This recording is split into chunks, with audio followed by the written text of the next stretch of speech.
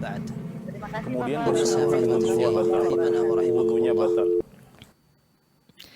Bismillahirrahmanirrahim. Assalamualaikum warahmatullahi wabarakatuh. Alhamdulillahirabbil alamin wal 'aqibatu lil muttaqin wala adwana illa 'alal zalimin amma ba'd. Ahlan wa sahlan wa marhaban bikum. Alhamdulillahirabbil alamin. Pagi hari ini senang sekali rasanya kita bisa bersua kembali, kita bisa bertemu kembali di acara program di Fatwa TV dalam acara Keimanan, Doa dan Zikir bersama Ustadz kita, guru kita Ustadz Dr. Muhammad Nur Ihsan MA Hafizahullah Ta'ala, yang mana beliau merupakan anggota Dewan Fatwa Perhimpunan Al-Irsyad. Insya Allah selama 1 jam ke depan di pagi hari ini kita akan bersama-sama menuntut ilmu, kita akan bersama-sama mendengarkan nasihat, petuah, dan juga akan mendengarkan jawaban-jawaban dari pertanyaan yang telah masuk dari redaksi kami, meja redaksi kami, ataupun dari penelpon yang nanti masuk di tengah-tengah acara. Baiklah, disiarkan langsung dari Fatwa TV Jember. Dan alhamdulillah di studio sudah ada Ustadz Muhammad Nur Ihsan. Kita sapa terlebih dahulu. Assalamualaikum Ustadz. Waalaikumsalam warahmatullahi wabarakatuh. Bagaimana kabar Ustadz? Alhamdulillah, sehat walafiat. Alhamdulillah. Pagi ini alhamdulillah Ustadz ya, insya Allah kita memulai pagi ini dengan kebaikan insya Allah Ustadz. Nah, begitulah hidup seorang muslim ya. Bahkan mulai kita dari sholat subuh ya, atau bangun sebelum subuh, kita telah memulai ya perjalanan hidup di hari ini dengan ketaatan kepada Allah Azza wa Jalla. Nah, baik Ustadz. Insya Allah di pagi hari ini semoga kita bisa bersama-sama mengambil faedah dari antum Ustadz. Insya Allah. Semoga diberi kemudahan. Barakallahu fikum Ustadz. Baiklah pemirsa, tak lupa kami menyapa kepada rekan-rekan kami yang tergabung dalam RTVC yang juga merilai acara di program hari ini, di pagi hari ini, yaitu ada Radio Binbas Yogyakarta, Radio Sahabat Tegal, Radio MDFM Probolinggo, Radio Hang FM Batam, Radio Amuba Pangkal Pinang, Radio Sago FM Sumatera Barat, Radio Gama FM Bontang, Radio Tua FM Riau, dan Radio Mas FM Sragen. Itulah beberapa rekan kami yang ikut merilai program di pagi hari ini. Baiklah, tanpa memperpanjang waktu seperti biasa di awal acara kita akan mendengarkan nasihat singkat dari Ustadz Dr. Muhammad Nur Ihsan MA Hafizahullah Ta'ala. Kepada beliau kami persilahkan. Nah, barakallahu fikum. Barakallahu. Assalamualaikum warahmatullahi wabarakatuh. Waalaikumsalam. Alhamdulillah, wassalatu wassalamu ala rasulillah wa ala alihi wa sahbihi wa man walah wa la hawla wa la quwata illa billah. Amma ba'du, ikhwatal iman, para pemirsa kaum muslimin dan muslimat dan juga para pendengar yang semoga senantiasa dalam lindungan Allah Azza wa Jal, selalu mendapatkan kemudahan dan pertolongan di dalam menjalani ubudiyah kepada Allah Azza wa Jalla, secara khusus di bulan yang penuh dengan keberkahan ini. Allahumma amin. Para pemirsa kaum muslimin dan muslimat serta para pendengar yang dirahmati Allah Azza wa Jal, pada hari ini Ramadan, yaitu 13 Ramadan. Subhanallah, berarti 10 pertama bulan Ramadan telah kita lewati begitu cepat. Dan sekarang kita hampir masuk pertengahan Ramadan. Tersisa 10 pertengahan, kurang lebih ya 4 hari atau 5 hari. Kemudian kita akan masuk 10 terakhir. Artinya para pemirsa dan para pendengar rahimakumullah, perjalanan waktu sungguh sangat cepat. Terkhusus di bulan yang penuh keberkahan ini. Terlebih lagi bagi orang-orang yang mengisi hari-harinya, pagi dan petang hari, siang dan di malam hari, dengan ketaatan kepada Allah Azza wa Jalla, sungguh ya perjalanan waktu itu semakin terasa lebih cepat. Subhanallah, sungguh sangat indah hidup ini dan sungguh sangat berkah perjalanan hidup ini bila senantiasa dalam ketaatan kepada Allah Azza wa Jalla. Di sisi lain kita mengambil ibrah dan pelajaran bahwa kehidupan dunia ini pasti akan berakhir. Tidak ada yang kekal. Yang akan kekal adalah amal ibadah yang insya Allah di akhirat kelak kita akan menuai pahalanya. Oleh karena itu, sudah seyogyanya setelah kita ya melakukan ibadah dan ketaatan di 10 pertama, kita telah mendaftarkan diri di madrasah Ramadan, telah di-training, dilatih, ya, dan melakukan berbagai ketaatan kepada Allah Azza wa Jalla, maka sudah seyogyanya semangat kita, ya, di dalam beribadah hendaklah lebih bertambah dari hari-hari sebelumnya. Maka ada 2 hal yang perlu kita perhatikan. Yang pertama, hendaklah kita meningkatkan kualitas ibadah kita. Dan ini tentunya tidak akan mungkin terlaksana kecuali dengan meneladani Rasul sallallahu alaihi wasallam di dalam berubudiyah dan juga tentunya ibadah yang berdasarkan keikhlasan dalam beribadah kepada Allah Azza wa Jalla. Ini yang pertama.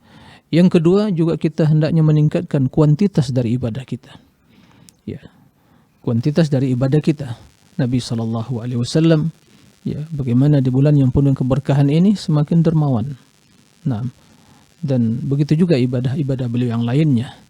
Sehingga puasa yang kita lakukan betul-betul puasa yang berkualitas, dan Al-Quran yang kita baca semakin bertambah, semakin bersemangat, dan juga disertai dengan upaya kita untuk merenungi dan mentadabur ayat-ayat Al-Quran. Begitu juga berbagai amal-amal yang lainnya, zikirnya diperbanyak, ya, sedekahnya diperbanyak, qiraatul Quran diperbanyak, dan juga solat-solat selain dari solat-solat yang wajib juga jangan sampai dilewatkan, ya, rawatib qabliyah dan ba'diyah, solat duhanya, dan solat-solat sunnah yang lainnya yang hendaknya senantiasa kita lakukan, kita tingkatkan. Dengan demikian, bi'idznillah, kita lebih siap untuk masuk kepada 10 terakhir, yaitu hari-hari yang sangat menentukan, terlebih lagi malam-malamnya, yang di dalamnya terdapat 1 malam yang lebih baik dari 1000 bulan, yaitu Lailatul Qadar. Semoga Allah Azza wa Jalla memberikan kemudahan, pertolongan kepada kita semua untuk bisa meningkatkan kualitas ibadah kita dan sekaligus kuantitasnya. Allahumma amin. Demikian, wallahu a'lam. Nah. Aina Ustaz, syukron jazakallah khairan wa barakallahu fikum Ustaz atas nasihatnya di pagi hari ini.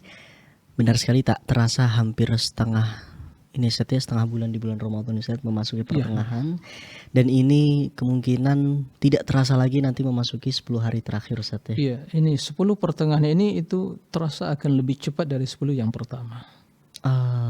Dan 10 yang terakhir itu juga akan lebih cepat lagi. Masya Allah, Ustaz. Itu sebabnya di pagi hari ini ada pertanyaan-pertanyaan yang berkaitan dengan Ramadan Ustaz. Kita benar-benar butuh nasihat dari antum. Tayyib, pemirsa.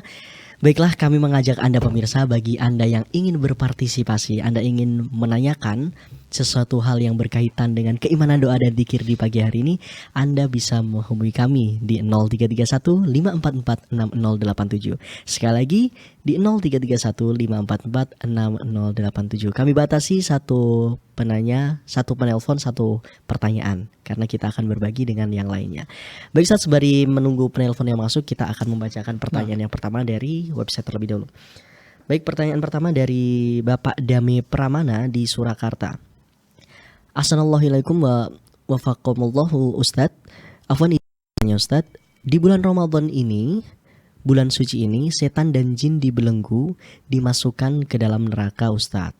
Terus kenapa dari kita masih ada yang melakukan maksiat kepada Allah, zina, dan berani meninggalkan sholat? Apakah itu godaan dari setan atau dari diri sendiri Ustadz? Syukron jazakallahu khair. Ya, terima kasih atas pertanyaannya kepada Bapak ya Dami Pramana Surakarta, barakallahu fiik. Perlu diketahui bahwa di dalam hadis tersebut itu hanya dijelaskan dibelenggu. Nah, tidak disebutkan di situ dimasukkan ke dalam neraka. Jadi redaksi hadisnya yaitu ghullat. Nah, dibelenggu syaitan-syaitan. Taib. Kemudian kenapa syaitan dibelenggu di Ramadan, sementara juga yaitu syaitan dibelenggu di bulan Ramadan, sementara juga manusia ada juga yang terjerumus dalam perbuatan maksiat dan dosa.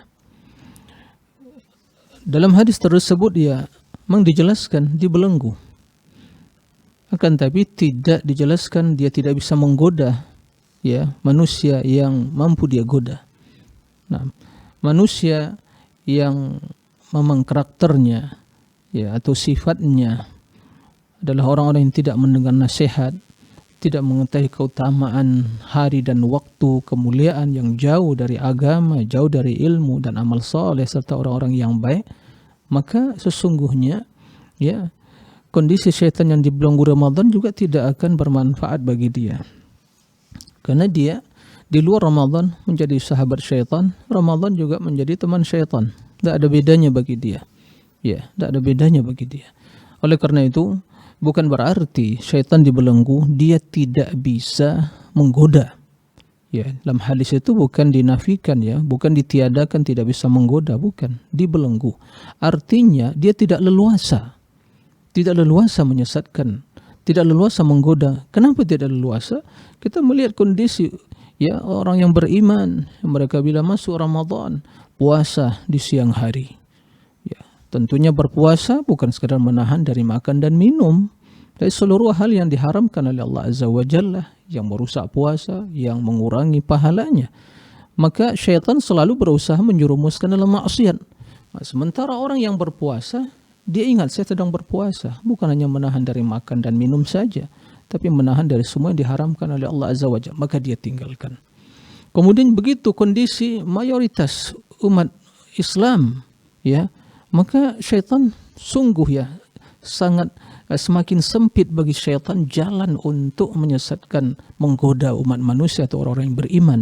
Adapun orang-orang yang fasik, mereka yang enggak peduli dengan waktu, dengan kesempatan yang mulia, dengan keagungan bulan yang penuh keberkahan ini, tidak mengindahkan ya perintah-perintah Allah, ya, dan juga tidak memperhatikan perintah Allah, tidak mengindahkan larangan-larangan Allah Azza wa Jalla, ya, dan dia tidak mau ya bergabung dengan kaum muslimin yang lainnya untuk melakukan ketaatan, ya tetap dia akan berbuat di luar Ramadan, di dalam Ramadan sama bagi dia, tidak ada perbedaannya. Jadi kembali kepada ya karakter seseorang dan tentunya diri yang telah dikuasai oleh syaitan. Sementara karakter diri itulah diri yang mengajak pada kejahatan. Inna nafsa la ammaratun bisu. Nah ditambah lagi dengan kerjasama, kolaborasi antara syaitan jin dengan syaitan manusia tadi, maka semakin bertambah kekuatan atau dorongan untuk berbuat maksiat dan dosa. Dan dia tidak mengindahkan lagi, memperhatikan apa yang terdapat dalam hadis, wa yabagil khair aqbil, wahai orang berbuat kebaikan, ingin mencari kebaikan, bergegaslah, bersegeralah.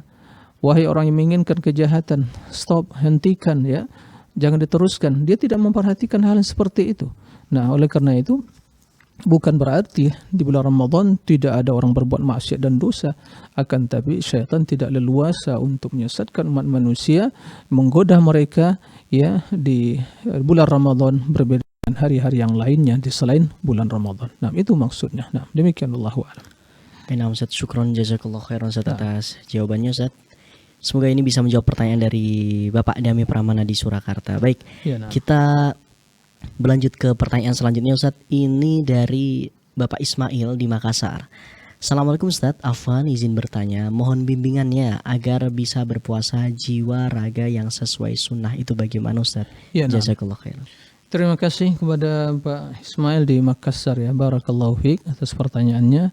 Pertanyaan yang sungguh sangat bagus sekali. Bagaimana kita bisa jiwa dan raga kita berpuasa ya sesuai dengan sunnah Nabi SAW. Nah, pertanyaan inilah sesungguhnya yang ya jawabannya adalah memperkuat atau mempertegas apa yang disampaikan tadi, bahwa kita harus meningkatkan kualitas ibadah kita. Artinya kualitas ibadah itu tidak akan mungkin terrealisasi kecuali dengan mengikuti sunnah Nabi SAW ya dalam melaksanakan kewajiban dan juga amalan-amalan yang sunnah. Maka bagaimana meningkatkan hal itu? Ya tiada caranya kecuali kita ya mengetahui sunnah-sunnah Nabi, ya tata cara Nabi dalam berpuasa, ya mulai dari sahurnya sampai berbukanya dan apa yang beliau lakukan. Kemudian bagaimana di Ramadan ini beliau menghidupkan malam-malamnya dengan ibadah. Ya, Jibril datang kepadanya, tadarusul Quran bersamanya. Ya, beliau membaca, Jibril mendengar. Nah, kemudian bagaimana salat beliau? Ya, serta juga kedermawanan beliau. Nah, intinya sebagaimana kata Nabi alaihi salatu wassalam bahwa berpuasa itu bukannya sekedar menahan dari makanan dan minuman, tapi dari semua yang diharamkan oleh Allah Azza wa Jalla, baik yang membatalkan puasa atau yang mengurangi keutamaan dan pahalanya. Sehingga dalam hadis disebutkan, idza kana yauma shaumi ahadikum fala yarfuth wala yaskhab fa in sabahu ahadun falyaqul inni imru'un shaim. Jika pada hari salah seorang telah berpuasa, maka jangan dia berbuat keji, ya, atau melakukan perkataan-perkataan yang tidak baik, mengucapkan perkataan-perkataan yang tidak baik. Bahkan jika ada yang mencela dan mengajaknya untuk berkelahi, maka jangan dipenuhi hal itu, ya. Jangan diladeni hal seperti itu. Tapi diucapkan, saya orang yang berpuasa. Kemudian sebagaimana juga kata Nabi alaihi salatu wassalam, ya, man lam yada' qawla zur wal amala bih walaysa lillahi hajatun fi an yada'a ta'amahu wa syarabah.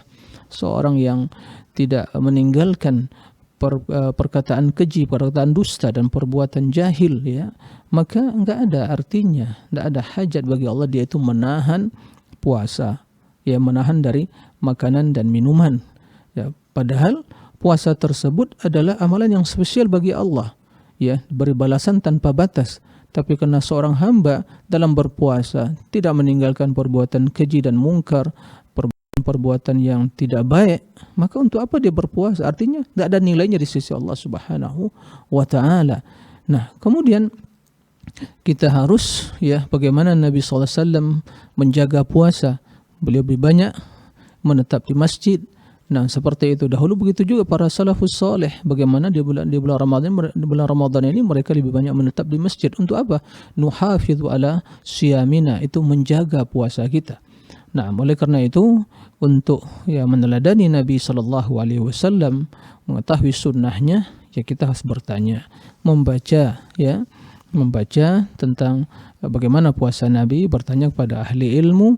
Jadi berpuasa bukan sebuah tradisi, bukan sebuah kebiasaan, tapi puasa ini adalah melaksanakan kewajiban agama yang diperintahkan oleh Allah dan perintahkan oleh Rasul. Nah, wallahu a'lam. Aina Ustaz, syukron, jazakallah khairan wa barakallahu fikum atas jawabannya Ustaz. Nah, Kita beralih ke penanya pertama Ustaz. Ini ada Pak Ino di Sumatera Utara. Kita sapa terlebih dahulu. Halo, Assalamualaikum Fatwa TV. Waalaikumsalam warahmatullahi. Baik, Pak Ino silahkan dengan pertanyaannya. Untuk doa kunut witir, Ustadz, redaksinya yang mana ya? Dan apakah tidak ada anjuran awal 15 Ramadan untuk membacakan kunut witir? Hanya 15 terakhir saat Ramadan. Mohon pencerahannya, Ustadz. Baik. Sudah cukup Bapak ya? Terima kasih Pak. Ya. Assalamualaikum warahmatullahi wabarakatuh. Waalaikumsalam warahmatullahi wabarakatuh. Silakan Ustaz. Ya, terima kasih kepada Pak Ino, ya, di Sumatera Utara, ya. Ya. Tentang masalah, ya, doa di dalam salat witir. Sesungguhnya, ya, doa dalam salat witir itu ya disyariatkan. Ya disyariatkan, ya, tidak khusus hanya di pertengahan, ya, 15 pertengahan kemudian sampai terakhir. Ya. Sesungguhnya, ya, disyariatkan di dalam witir, baik di bulan Ramadan atau di selain Ramadan, untuk berdoa, ya, berdoa. Tapi doa tentunya yang sesuai dengan tuntunan Nabi, tidak panjang, tidak, ya, disenandungkan seperti, ya, sebagian imam berdoa, ya, lebih panjang pula dari solatnya, tidak seperti itu. Ya, seperti doa yang diajarkan Nabi dalam witir, ya Allahumma hdini fiman hadait, wa afini fiman afait, wa tawallani fiman tawallait, wa barik li fima a'tait, wa qini syarra ma qadait, innaka taqdi wa la yuqda alaik, innahu la yadhillu man walait, wa la ya'izzu man adait, tabarak rabbana wa ta'alait. Ya, itu dibaca. Kemudian puji-pujian kepada Allah Azza wa Jalla. Kemudian juga doa, Allahumma inni a'udzu biridhaka min sakhatik wa bi mu'afatika min 'uqubatik wa bika mink la uhsi thana'an 'alaik anta kama athnaita 'ala nafsik. Kemudian diselingi dengan doa-doa yang lain. Jadi juga tidak ada, ya, khusus, ya, tapi juga tidak, ya, begitu panjang sehingga sebagian mungkin, ya, lebih panjang pula, ya, doanya daripada solatnya. Tidak seperti itu. bahkan mungkin disenandungkan, dia bisa menangis-nangis di waktu berdoa, tapi di waktu dibacakan Al-Quran nggak bisa khusyuk menangis. Ini tidak tepat seperti itu. Jadi dibaca. Sungguhnya ya kendati banyak di kalangan para ulama, di fuqaha, yaitu mereka menyebutkan kemudian di bawah setelah 15 terakhir itu disunahkan berkunut ya. Tapi sesungguhnya berkunut itu ya di dalam bulan Ramadan dan di luar Ramadan itu ya disunahkan di waktu salat witir. Nah, demikian wallahu a'lam. Nah Ustaz, syukron jazakallah khairan Ustaz. Semoga ini bisa menjawab pertanyaan Pak Ino di Sumatera Utara. Baik, kita berlanjut ke penanya selanjutnya. Ada Pak Kadan di Cianjur. Kita sapa. Halo, assalamualaikum Fatwa TV. Waalaikumsalam warahmatullahi wabarakatuh. Baik Pak Kadan, silakan dengan pertanyaannya. Ya, Assalamualaikum Pak Ustadz. Waalaikumsalam warahmatullahi wabarakatuh. Pertanyaannya, ketika kita ketinggalan sholat tarawih 1 rakaat, contohnya kan kita datang ke masjid itu ataupun sudah 1 rakaat, jadi menuju rakaat kedua Ustadz. Ya. Jadi apakah kita nunggu selesai rakaat kedua tersebut, atau misalkan kita mengikuti kemudian ditambah dengan rakaat yang ditambah rakaat kan secara ini kan nanti ketinggalan juga Ya. Ustaz, di rakaat tersebut. Baik. Jadi apakah ditunggu dulu sampai selesai atau memang langsung sholat dan nanti ditambah 1 rakaat lagi Ustaz? Ya. Ya, Ya, syukran, Ustaz. cukup Pak Kadan ya. Terima kasih Pak. Waalaikumsalam warahmatullahi wabarakatuh. Nah, waalaikumsalam warahmatullahi wabarakatuh. Silakan, Waalaikumsalam Ustaz. warahmatullahi wabarakatuh. Terima kasih kepada Pak Kadan ya di Cianjur, barakallahu fi atas pertanyaannya. Jadi seorang yang masuk masjid atau ingin sholat tarawih kemudian ya tertinggal 1 rakaat.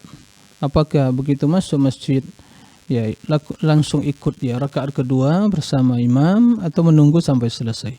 Dalam hal ini adalah langsung sholat bersama imam ya, langsung sholat. Fa idza adraktumuhu fasallu. Nah, fa idza adraktum fasallu. Apabila kalian mendapatkan sholat ya sholat bersama imam, tidak menunggu. Nah, adapun permasalahan yang diutarakan tadi ini muncul tatkala ya sholatnya itu sholat yang begitu pendek ya. Apalagi kalau sholat itu ya begitu cepat. Nah, ini yang bermasalah. Jadi itu yang bermasalah. Nah, kalau yang sholat yang standar, yang normal, sebagaimana sholat ya biasa yang sesuai dengan sunnah Nabi alaihi salatu wassalam, ya panjang bacaannya, ya maka memungkinkan bagi seseorang begitu selesai dia imam salam, dia lanjutkan ya dengan membaca Al-Fatihah, kemudian ayat yang mungkin disesuaikan, tidak terlampau panjang sehingga dia dapat juga rakaat yang selanjutnya. Jadi intinya adalah sholat bersama imam, langsung sholat bersama imam. Naam. Kemudian dan dia tentunya akan dapat ya keutamaan atau terhitung mendapatkan rakaat, tapi dia harus menambah 1 rakaat lagi. Kemudian setelah itu ya disesuaikan, dipersingkat, mungkin kalau seandainya mungkin bacaan imam tidak terlampau panjang disesuaikan. Kemudian setelah itu dia mengikuti imam dari awal untuk rakaat selanjutnya. Nah, demikian Allahu a'lam. Nah, Ustaz. Syukron jazakallah khairan Ustaz atas jawabannya Ustaz. Baik, kita berlanjut ke penelpon selanjutnya Ustaz. Ini ada Ibu Rosmini di Pacitan. Nah. Kita sapa. Halo, assalamualaikum Fatwa TV. Waalaikumsalam warahmatullahi wabarakatuh. Baik Ibu, silahkan dengan pertanyaannya. Iya. Assalamualaikum warahmatullahi wabarakatuh, Ustaz. Waalaikumsalam warahmatullahi wabarakatuh. Ya, baik Ibu. Menanyakan tentang sholat saya dan doa yang saya baca. Sholat saya wanita di rumah, Ustaz. Terus kalau di sela-sela sholat raweh itu saya berdoa, apa itu bisa ya amalkan atau bagaimana? Dan kalau sholat witir, sesudah sholat witir itu doanya apa seperti biasa? Kalau harian seperti yang tidak puasa atau bagaimana? Subhanal malikil kudus seperti itu atau bagaimana? Terus kalau saya sholat raweh yang selama ini saya laksanakan itu tidak sore habis nyisa, Ustaz. Bisa enggak kalau sepertiga malam yang terakhir ini yang saya amalkan selama ini? Ya. Baik, cukup Ibu? Ya, terima kasih jawabannya. Saya Koron. Assalamualaikum warahmatullahi wabarakatuh. Waalaikumsalam warahmatullahi wabarakatuh. Baik Ustaz. Silakan Ustaz dengan jawabannya Ustaz. Ya, terima kasih kepada Ibu Rosmini ya di Pacitan ya. Barakallahu fiik atas pertanyaannya. tentang masalah solat tarawih ya, dan juga witir serta doanya tadi.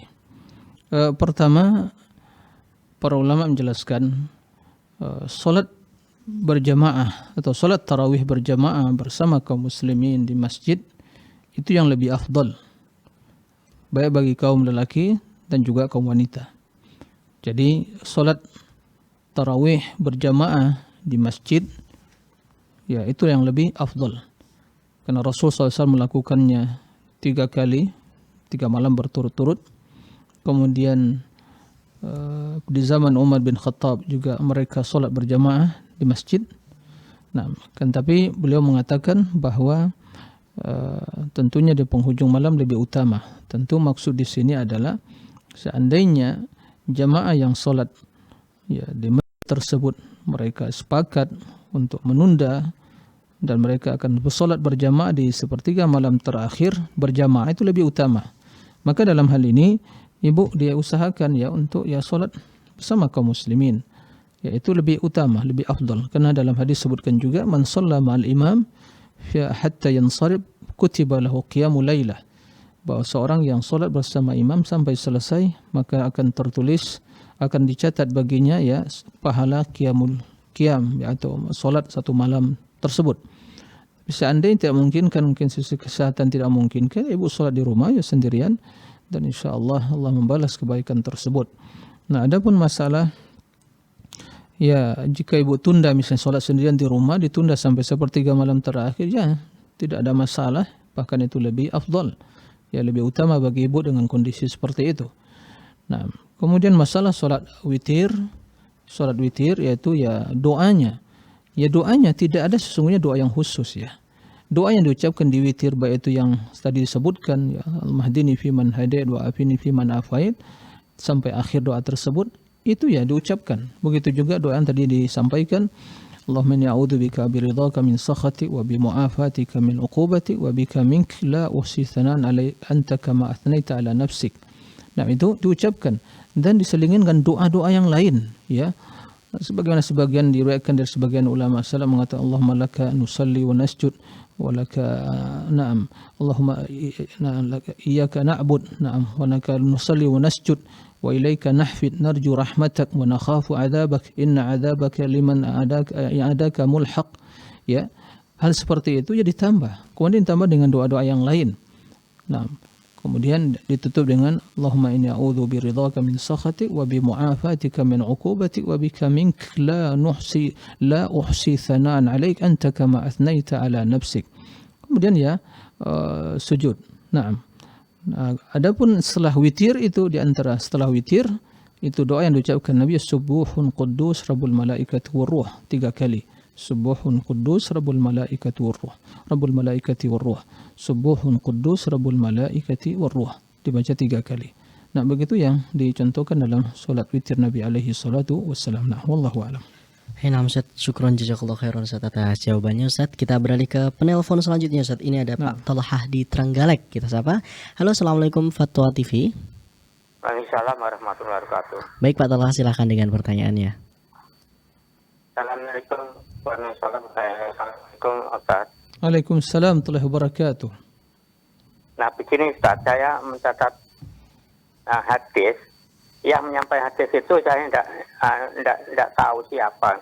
Ini besok ada umat Nabi yang tidak dapat minum air telaga disebabkan mengamalkan amalan yang tidak dicontohkan oleh Nabi, begitu ya. Nah.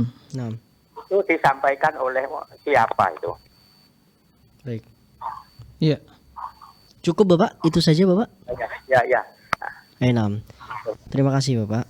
Ya, terima kasih kepada Pak Talha di Trenggalek ya. Barakallahu fiik atas pertanyaannya. Jadi beliau mendengar hadis ada yang mengatakan bahwa nanti ada di akhirat ya, padang mahsyar nanti itu ada dari umat Nabi yang tidak bisa minum dari telaga Nabi. Nah, ya di dalam hadis disebutkan bahwa Nabi itu memiliki telaga yang begitu luas ya, dan airnya begitu putih, lebih putih dari susu, kemudian lebih manis dari madu, dan airnya itu bersumber dari sungai Al-Kautsar. yang ada dalam surga, inna a'tainakal kautsar, dari situ. Dan cangkir-cangkir itu sangat banyak sekali ya untuk digunakan oleh umatnya nanti minum. Nah, dan beliau yang mempersiapkan hal itu di pinggir telaganya, menunggu kedatangan umatnya. Dan umat Nabi Muhammad SAW akan dimuliakan oleh Allah Azza wa Jalla. Mereka mendapatkan kesempatan untuk minum dari telaga tersebut. Man syariba minha syarbatan lam yadma' ba'daha abada. Yang bisa mendapatkan kesempatan minum, maka dia tidak akan merasakan dahaga selama-lamanya. Nah, kemudian ada orang-orang yang diusir, ya, diusir dari telaga tersebut. Jadi mereka datang telaga tersebut. Kemudian Nabi ya mengetahui ini umatku. Tapi ternyata diusir oleh Allah Azza wa Jalla, diperintahkan la yudhadanna qauman min ummati. Naam. La yudhadanna itu diusir, dihalang, tidak bisa minum. Naam. Kemudian kata Nabi, ashabi itu sahabatku. Beliau mengetahui umatnya. Naam. Tapi ternyata ya di dalam hadis tersebut dijelaskan, dikatakan pada Nabi, innaka la tadri ma ahdathu ba'daku. Nah, waqad baddalu wa ghayyaru. Engkau tidak mengetahui apa yang telah mereka rubah, mereka ya tambah-tambah dan kurangi dari ajaranmu. Ghayyaru wa baddalu. Kata Nabi alaihi salatu wasallam, suhqan liman baddala ba'di. Celaka bagi yang merubah-rubah agamaku. Jadi yang menambah-nambah dan mengurangi, melakukan ibadah-ibadah yang tidak ada tuntunan dari Nabi SAW itu adalah pelaku bid'ah. Jadi para pelaku bid'ah, pencetus bid'ah itu orang yang akan tertolak dari minum telaga Nabi SAW. Itu hadisnya sahih, Sahih Bukhari dan Sahih Muslim. Jadi ini bahaya dari mengada-ngada, menambah-nambah, melaksanakan amalan-amalan yang tidak ada tuntunan dari Nabi SAW, mendapatkan ancaman yaitu terhalang dari meminum ya telaga Nabi SAW. Maka kaum muslimin, para pemirsa, kita harus waspada. Jangan sampai kita mengada-ngada amalan tidak contohkan Nabi SAW. Jangan sampai melakukan amalan-amalan yang tidak dicontohkan Nabi SAW. Merugi. Tidak ada artinya ibadah bila bertentangan dengan tuntunan Nabi SAW. Kemudian di akhirat terhalang mendapatkan kemuliaan, yaitu meminum dari telaga Nabi SAW. Jadi benar ada hadisnya seperti itu. Ada orang-orang yang diusir dari telaga, yaitu mereka yang di dunia mengada-ngada, merubah-rubah agama, merubah-rubah sunnah-sunnah Nabi, dan itu melakukan ibadah-ibadah yang tidak ada tuntunannya dari Nabi SAW. Begitu juga mereka yang menambah-nambah pemikiran, keyakinan, ideologi yang sesat. Itu merubah-rubah agama, ya, keyakinan. Semua itu akan mendapatkan ancaman dari atau diusir dari telaga Nabi SAW. Semoga Allah memuliakan kita, ya, meminum dari telaga Nabi SAW di akhirat kelak, dan semua di dunia ini kita dibimbing untuk mengikuti sunnah beliau dan mewaspadai seluruh perbuatan-perbuatan bid'ah yang tiada contohnya dari Nabi SAW. Allahumma amin. Demikian, Allahu a'lam. Amin ya rabbal alamin. Syukran Ustaz, jazakallahu khairan wa barakallahu fikum atas jawabannya Ustaz. Kita beralih ke penelpon selanjutnya Ustaz. Ini ada Ibu Mistiati di Jambi. Kita sapa. Halo, assalamualaikum Fatwa TV. Waalaikumsalam warahmatullahi wabarakatuh. Baik Ibu Mistiati, silahkan dengan pertanyaannya. Ya, Pak Ustaz, saya mau bertanya, kalau seorang perempuan itu wajibnya kalau sholat tarawih itu afdol di rumah apa di musola? Yang pertama. Yang kedua, katanya kalau orang KB itu biar tidak halangan puasanya bisa 1 bulan tuh, hadisnya gimana? Apa sahih apa tidak? Terima kasih. Assalamualaikum warahmatullahi wabarakatuh. Waalaikumsalam warahmatullahi wabarakatuh. Baik. Ya, terima kasih kepada Ibu Mistiati di Jambi. Barakallahu fiik atas pertanyaannya. Pertama, ya, beliau menanyakan mana yang lebih utama, wanita sholat ya tarawihnya di masjid atau di musola bersama berjamaah atau sendirian di rumah. Tadi telah dijelaskan bahwa para ulama telah menjelaskan apakah sholat tarawih itu dilakukan lebih utama sendirian atau berjamaah. Maka jawabannya mereka ya menjelaskan yang lebih utama itu sholat tarawih itu berjamaah bersama kaum muslimin. Ini sholat yang disyariatkan berjamaah bersama kaum muslimin, ya. Seperti seperti sholat istisqa, ya, sholat gerhana itu berjamaah. Ya, sholat sunnah yang disyariatkan berjamaah, yaitu sholat tarawih, Solat istisqa, solat juga Idul Fitri, kan begitu, Idul Adha, dan solat juga gerhana, itu semua berjamaah. Jadi yang utama itu adalah solat berjamaah bersama kaum muslimin di masjid atau di musalla. Nah, ini yang pertama. Nah, adapun masalah seorang yang mungkin pakai atau penghalang haid, ya, program KB atau penghalang haid untuk bisa berpuasa sebulan penuh. Maka dalam hal ini para ulama menjelaskan, ya, jika seorang menggunakan alat atau mungkin minum obat untuk penghalang haid sehingga haidnya tidak datang satu bulan Ramadan sehingga dia sebulan penuh bisa berpuasa, maka jika penggunaan obat tersebut tidak menimbulkan risiko yang lebih berat, ya, tidak mengganggu secara kesehatan, maka ya secara hukum hasilnya para ulama menjelaskan ya boleh. Tapi tentu lebih utama seseorang ya mengikuti apa yang telah ditakdirkan oleh Allah Azza wa Jalla, atau seseorang ya kalaupun dia tidak bisa berpuasa atau sholat selama waktu haid wanita, yaitu dia bisa membaca Al-Quran tapi tidak menyentuh Al-Quran, dia bisa juga berzikir, dia juga bisa bersedekah, artinya dia tidak terhalang melakukan ibadah yang lain selain tentunya puasa dan sholat. Nah, tapi jika itu membahayakan, jelas itu tidak diperbolehkan, ya, membahayakan, karena kita mengetahui dan terbukti banyak juga kaum wanita yang menggunakan ya obat misalnya penghalang haid, kemudian ternyata setelah itu menimbulkan masalah, ya, menyebabkan haidnya tidak teratur dan itu ya membahayakan bagi dia, maka ini tidak diperbolehkan. Jadi intinya ibu konsultasi kepada dokter yang ahli dalam hal ini. Seandainya penggunaan tersebut tidak masalah bagi ibu, maka para ulama mengatakan diperbolehkan. Tapi jika berbahaya, maka tidak diperbolehkan, maka berpuasalah tatkala tidak datang haid. Begitu datang haid ya tidak berpuasa, tapi lakukan ibadah yang lain, zikir, qiraatul Quran, ya, bersedekah, berinfak, dan ya melakukan kebaikan.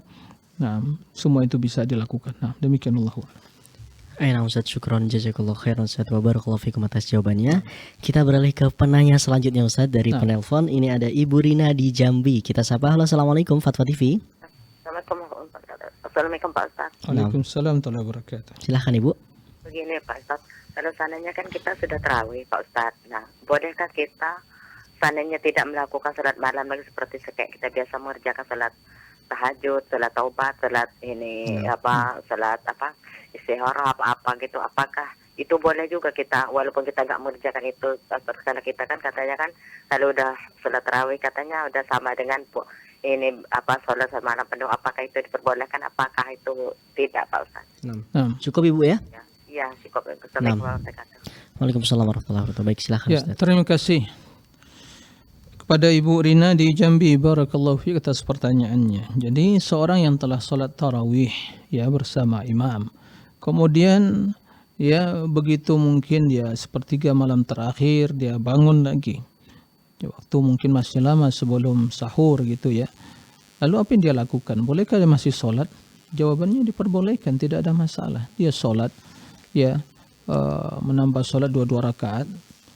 Akan tetapi dia tidak witir lagi. Kalau udah witir di awal waktu tidak witir lagi. Dia ingin sholat, ya, ada mungkin dia ingin sholat istikharah, ada sesuatu yang ingin dia minta kepada Allah Azza wa Jalla, istikharah, tidak ada masalah. Atau dia sholat, ya, sholat sunnah, masih sholat qiyamul lail malam, sholat malam, ya, tapi tidak menutupnya dengan witir lagi, tidak ada masalah. Ya, sholatul laili mathna, sholat malam itu 2 rakaat. Jadi bagi seseorang yang tentunya dia bisa memanjangkan bacaan sebagaimana bacaan Nabi SAW, maka lebih baik dia itu mencukupkan dengan 11 rakaat saja, ya, cukup. Tapi jika tidak, ya sesuai dengan kemampuan dia, tidak masalah dia menambah rakaatnya. Jadi intinya kalaupun dah salat tarawih di awal waktu, kemudian begitu bangun lagi boleh salat 2 rakaat, ya, tapi dengan catatan tidak witir lagi. Kemudian ya bila di penghujung malam sebelum waktu sahur, maka sebaiknya salat dihentikan, kemudian lebih banyak istighfar, membanyak istighfar, qiraatul Quran terus sejenak dihentikan, kemudian memperbanyak istighfar. Kenapa demikian? Karena Allah Subhanahu wa taala menjelaskan bagaimana orang beriman, wal mustaghfirina bil ashar, mereka beristighfar di waktu sahur. Begitu juga ya, wabil ashari hum yastaghfirun, waktu itu sahur mereka beristighfar. Dahulu Ibnu Abbas radhiyallahu anhu begitu salat malam ya, begitu dah waktu sahur beliau akhiri solatnya, mungkin menghentikan bacaan Qur'annya, kemudian beliau beristighfar, memperbanyak istighfar. Karena itu waktu yang utama, sehingga para ulama menjelaskan waktu yang utama di waktu-waktu sahur. Kapan waktu sahur? Ya, waktu di penghujung malam sebelum terbit fajar. Itu waktu sahur. Ya, waktu-waktu sahur. Maka itulah kesempatan untuk banyak berzikir, yaitu terutama dalam beristighfar kepada Allah. Sayyidul istighfar dan zikir-zikir ya istighfar yang lainnya. Jadi begitu, baik di bulan Ramadan atau di selain Ramadan. Maka satu hal yang harus diperhatikan bagi kaum muslimin yang mereka sahur, masih mungkin ada waktu selesai sahur, masih ada waktu sebelum salat subuh, maka gunakan banyak istighfar. Gunakan banyak istighfar, ya, beristighfar pada Allah Azza wa Jalla dengan berbagai redaksi istighfar, ya. Allahumma firli wa tub alaina anta tawwabur rahim, astaghfirullah alladzi la ilaha illa huwal hayyul qayyum wa atubu ilaih. Allahumma inni zalamtu nafsi dzulman katsira wa la yaghfiru dzunuba illa anta faghfir li maghfiratan min indi warhamni innaka antal ghafurur rahim. Allahumma firli wa tub alaina anta tawwabur rahim. Allahumma anta rabbi la ilaha illa anta khalaqtani wa ana 'abduka wa ana ala ahdika wa wa'dika mastata'tu wa a'udzu bika min syarri ma sana'tu wa abu'u laka bi ni'matika alayya wa abu'u bi dhanbi faghfir li fa innahu la yaghfiru dzunuba illa ant. Dan istighfar yang lain, astaghfirullahal azim wa atubu ilaih. Jadi digunakan. Jadi intinya tidak ada masalah menambah lagi solat, yaitu istighfar dan yang lainnya. Dan sebagaimana disebutkan tadi, di waktu sahur memperbanyak istighfar pada Allah Azza wa Jalla. Nah, demikian. Allahu a'lam. Nah, Ustaz, syukron jazakallahu khairan wa barakallahu fikum Ustaz atas jawabannya, Ustaz. Kita beralih ke penanya selanjutnya dari penelpon, Ustaz. Ada Pak Sandi di Balikpapan. Nah. Kita sapa. Halo, Assalamualaikum Fatwa TV. Halo, Assalamualaikum Bapak. Pak Sandi. Salam. Nam. Silakan Bapak dengan pertanyaannya. Ya, Assalamualaikum warahmatullahi wabarakatuh, Ustaz. Waalaikumsalam warahmatullahi wabarakatuh. Nah, Ustaz, ada pertanyaan dari Ana. Ini masih kaitannya dengan sholat tarawih di bulan Ramadan. Tadi udah ada yang bertanya terkait tentang keutamaan sholat di masjid, sholat tarawih di masjid. Ana ingin bertanya tentang hadis Rasulullah SAW tentang yang berkata, ij'alu min salatikum fi buyutikum wa la tattakhidhu kubur. Yang mana Nabi SAW berkata, jadikanlah salat kalian di rumah kalian dan janganlah kalian menjadikan rumah kalian seperti kuburan. Atas dalil itu boleh nggak Ustaz kita sholat tarawih bersama keluarga kita berjamaah di dalam rumah kita, Ustaz? Barakallahu fikum. Nah, ya. Terima kasih Pak Sandi, silakan Ustaz. Ya, terima kasih kepada Pak Sandi di Balikpapan. Nah, tadi telah jelaskan bahwa hukum sholat tarawih itu apakah lebih utama berjamaah atau sendirian di rumah. Memang ada dua pendapat. Pertama mengatakan sendirian di rumah lebih utama karena seperti yang sampaikan tadi, ya afdalus salatil mar'i ya al-maktuba afdalus salatil mar'i na'am fi baitiha illa al-maktuba. Afdal yang salat seorang itu lebih utama ya ada salat dia di rumah kecuali salat wajib, kan begitu. Naam.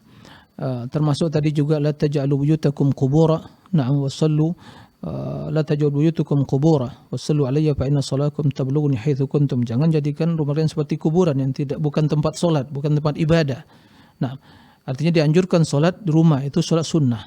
Nah, para ulama menjelaskan yang pendapat yang kedua yang lebih utama salat berjamaah, salat tarawih itu berjamaah. Ya. Kenapa demikian? Hadis yang pertama tadi dan disebutkan juga Pak Sandi itu tidak bertentangan dengan hadis yang menjelaskan bahwa Nabi SAW sholat berjamaah bersama sahabat 3 malam berturut-turut, dan juga itu pun yang dilakukan di zaman Umar bin Khattab radhiyallahu anhu. Nah, tidak bertentangan. Kenapa? Karena sholat tarawih ada sholat yang dianjurkan berjamaah, sholat sunnah yang dianjurkan berjamaah. Makanya Nabi sholat berjamaah. Adapun di selain Ramadan, Salat qiyamul lail selain Ramadan itu ya tentu dianjurkan sendirian. Ya, tapi sesekali salat sunnah itu dia lakukan berjamaah tidak ada masalah, tapi bukan dirutinkan.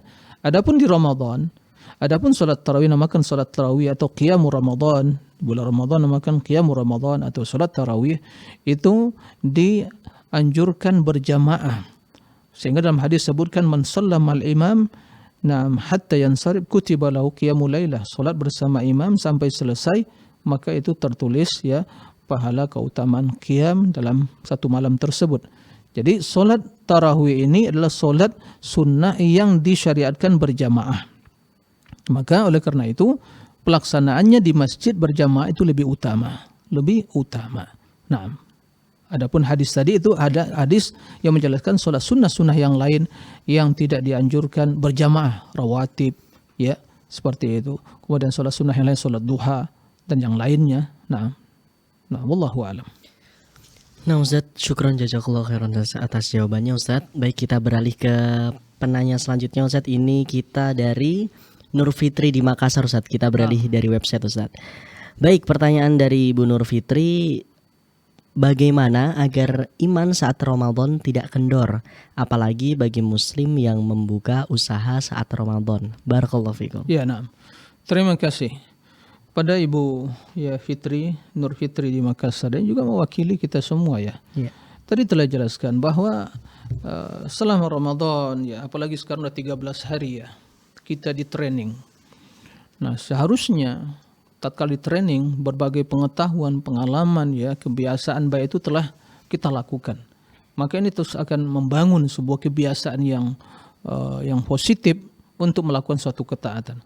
Maka sudah seyogyanya hari demi hari Ramadan semakin bertambah kekuatan atau semakin bertambah kuat azimah kita ya, tekad kita untuk beribadah, semakin bertambah ya semangat beribadah.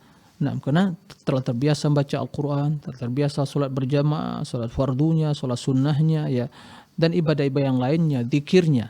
Maka ini seharusnya sudah menjadi ya ketaatan kita semakin bertambah dan juga kualitasnya semakin tinggi. Tapi tentu hal itu semua ya tidak cukup dengan itu semua. Sekedar dengan itu saja tidak. Tapi kita sangat membutuhkan pertolongan Allah Azza wa Jalla. Nah, bagaimana semangat kita tidak kendor? Bagaimana semangat kita terus bertambah? Yang pertama ya selalu memohon pertolongan kepada Allah Azza wa Jalla. Memohon pertolongan kepada Allah Azza wa Jalla. Kita ini lemah. Ya, sangat lemah kita ini. Tanpa pertolongan Allah Azza wa Jalla tidak bisa kita melakukan ya amalan tersebut. Maka ingat ayat yang kita baca, iyyaka na'budu wa iyyaka nasta'in. Hanya kepada Engkau ya Allah kami mohon pertolongan dan hanya kepada Engkau kami mohon. Ya Allah, hanya kepada Engkau kami beribadah dan hanya kepada Engkau kami mohon pertolongan. Artinya enggak mungkin kami bisa beribadah kepadamu ya Allah tanpa pertolonganmu. Ini yang pertama. Begitu juga hadis Nabi kepada Mu'adz bin Jabal, jangan lupa engkau mengucapkan wahai Mu'adz di setiap penghujung salatmu, Allahumma a'inni ala dzikrika wa syukrika wa husni ibadatik. Ya Allah, berikanlah pertolongan kepadaku untuk berzikir, bersyukur dan mensyukuri nikmatmu. Terus memohon pertolongan pada Allah Azza wa Jalla. Yang kedua, ya, kembali lagi kita membaca dan merenungi keutamaan-keutamaan yang Allah janjikan, ya, dan Rasul janjikan dalam puasa, dalam bulan Ramadan, ya, di setiap malam, ya, Allah merdekakan hambanya, menyelamatkan dari api neraka. Di setiap malam setan dibelenggu, ya, di setiap malam pintu surga dibuka dan kemudian tidak ditutup satu pun, pintu neraka ditutup, tidak buka satu pun. Kemudian para penyeru, ya, yang menyeru kita untuk berbuat kebajikan. Kemudian pahala orang yang berpuasa, man shoma ya Ramadan imanan wa ihtisaban ghufira ma taqaddama min dhanbi. Kemudian juga man qama Ramadan imanan wa ihtisaban ghufira ma taqaddama min dhanbi, yang menghidupkan malamnya dengan penuh keimanan dan mengharapkan ridha Allah, diampuni dosanya. Man qama lailatul qadri imanan wa ihtisaban ghufira lahu ma taqaddama min dhanbi, yang menghidupkan malam Lailatul Qadar dengan ibadah dengan penuh keimanan dan mengharapkan ridha Allah, diampuni dosanya. Kemudian bagaimana dalam Ramadan ini ya Allah membuka pintu keampunan. Ya, kemudian bagaimana Rasul sallallahu alaihi wasallam beribadah? Bagaimana 10 terakhir? 10 terakhir ini hari menentukan ini. Maka barang siapa yang di awal Ramadan semangat, 10 terakhir loyo semangatnya, berkurang semangatnya, ini dipertanyakan, sungguh merugi, sungguh merugi. Nabi sallallahu alaihi wasallam begitu start Ramadan semangat, kemudian begitu mendekati 10 terakhir semakin bersemangat lagi. Sampai-sampai beliau ya 10 terakhir ya tidak mengkawali istrinya. Ya, beriktikaf. Ya. Tujuannya apa? Untuk beribadah, konsentrasi beribadah kepada Allah Azza wa Jalla. Ya. Nah, ini yang harus tadarus dengan Jibril, Al-Qur'an. Nah, ini harus dilakukan. Jadi, oleh karena itu kita memahami keutamaan-keutamaan itu. Ya. Bagaimana Allah Subhanahu wa taala menjanjikan bagi mereka yang berpuasa pintu rayyan khusus bagi mereka. Nah, oleh karena itu ya kita harus ya permasalahan kita ini di zaman sekarang lebih banyak mengikuti tradisi. Ya kalau udah 10 terakhir sudah persiapan untuk lebaran, baju beli yang baru ini semua baru yang persiapan untuk kue dan macam-macam ya begitu. Ini yang membuat kita mudik ke sana sini. Nah, ini membuat kita tidak terkonsentrasi. Oleh karena itu jangan ikuti tradisi, tapi ikutilah sunnah Nabi. Insyaallah semangat akan bertambah terus. Nah, demikian Allahu a'lam. Nah Ustaz, syukron jazakallah khairan wa barakallahu fikum Ustaz atas jawabannya Ustaz. Dan pertanyaan tadi sekaligus menutup perjumpaan kita di pagi hari ini Ustaz. Alhamdulillah Ustaz, ini tadi banyak sekali penanya dari penelpon Ustaz ya. Nah. Alhamdulillah, ini berarti antusias di pagi hari ini luar biasa Ustaz. Ya, nah. Dan ya harus lebih semangat karena ada tanggal 13 Ramadan tentu lebih semangat kan. Nah Ustaz, betul sekali Ustaz. Ya. Nanti semakin 10 hari terakhir semakin semangat lagi Ustaz ya. Betul. Nah, insyaallah kita bertemu lagi insyaallah pekan depan masih ada satu kali lagi insyaallah Ustaz ya. Seandainya masih di Jember ya. Nah Ustaz, baik. Tayyib Ustaz, kita nanti biidznillah ta'ala kita akan bertemu lagi. Dan juga sekali lagi Ustaz, jazakumullah khairan Ustaz atas waktunya Ustaz sudah menyempatkan waktu ke sini, sudah memberikan ilmu kepada kita semua. Semoga ini bisa jadi ladang amal ibadah bagi antum Ustaz. Amin. Barakallah. Barakallah. Baik pemirsa, alhamdulillahirabbil alamin, di pagi hari ini telah kita simak, telah kita dengar nasihat dari Ustadz, kita telah dengar petuah dan juga jawaban-jawaban dari pertanyaan yang telah masuk di meja redaksi kami ataupun pertanyaan yang tadi Anda sampaikan. Dan juga kami ucapkan syukron jazakumullah khairan bagi Anda yang telah berpartisipasi di pagi hari ini. Dan juga kami ingatkan bagi Anda pemirsa, bagi Anda yang ingin mengetahui rangkaian acara di Fatwa TV lebih detail, Anda bisa mengunjungi website kami di www.fatwatv.id dan Anda bisa update tanya jawab di www.dewanfatwa.com/tanya-jawab. Dan juga kemudian kami mengajak Anda pemirsa sekalian guna memanfaatkan peluang untuk berjuang bersama kami dalam syiar dakwah Islam di Fatwa TV melalui rekening aktif kami yang bisa Anda saksikan di layar kaca Anda atas nama Yayasan Pilar Media Komunikasi dan atas nama Dewan Fatwa Perhimpunan Al-Irsyad. Dan juga kami ingatkan jangan lupa terus saksikan program acara di Fatwa TV ini selama bulan Ramadan hari Ahad hingga hari Jumat. Sekali lagi hari Ahad hingga hari Jumat sesuai dengan jadwal yang telah ditentukan. Baiklah, akhirnya kami mewakili kerabat kerja yang bertugas pamit undur diri. Kita tutup pertemuan kali ini dengan doa kafaratul majlis. Subhanakallahumma wa bihamdika asyhadu an la ilaha illa anta astaghfiruka wa atubu ilaik. Wassalamualaikum warahmatullahi wabarakatuh. Terus bagaimana hubungan dengan anak saya yang sekolah pesantren? Ini mau nanya. Sudah bersuci atau berwudu. Kemudian bersentuhan dengan suami, wudunya batal.